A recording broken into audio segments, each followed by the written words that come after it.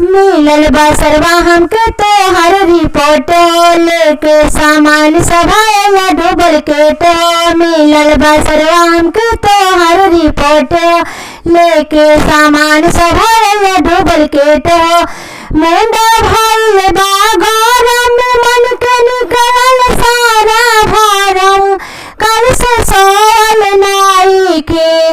जदी ले आइबा पितर के चैनवा देख ठीक ना होई जदी ले आइबा पितर के चैनवा देख ठीक ना होई आंगन बीच सरवा मारा पीट हो जाई आंगन बीच सरवा मारा पीट हो जाई हमर तोहरे सगरो चर्चा बाटे छापल बदनाम के सरवा परचा बाटे हमर तोहरे सगरो चर्चा बाटे छापल बदनाम के सरवा परचा बाटे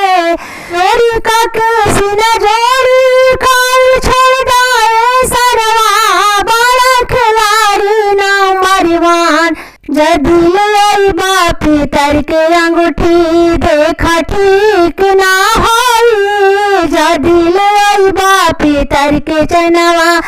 देखा ठीक ना होई आंगन में सरवा मार पीट हो जाई आंगन में सरवा मार पीट हो जाई यदि ले बापी तर के अंगूठी देखा ठीक ना होई आंगन में सरवा मार पीट हो जाई जदी ले बा स्टील के बर्तन देखा ठीक ना होई आंगन में सरवा मार पीट हो जाए आंगन में सरवा मार पीट हो जाए मिलल बसरवा हमके तोहर रिपोर्ट लेके सामान सभाया डूबल के तो मिलल बसरवा हमके तोहर रिपोर्ट लेके सामान सभाया डूबल के तो मुंडा भइल बा गरम मन के निकलल सारा भरम कैसे सोल नाई के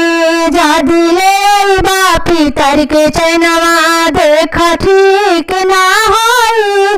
जदी ले बापी तर के रिंगवा देखा ठीक ना होई जदी ले बा स्टील के बर्तन देखा ठीक ना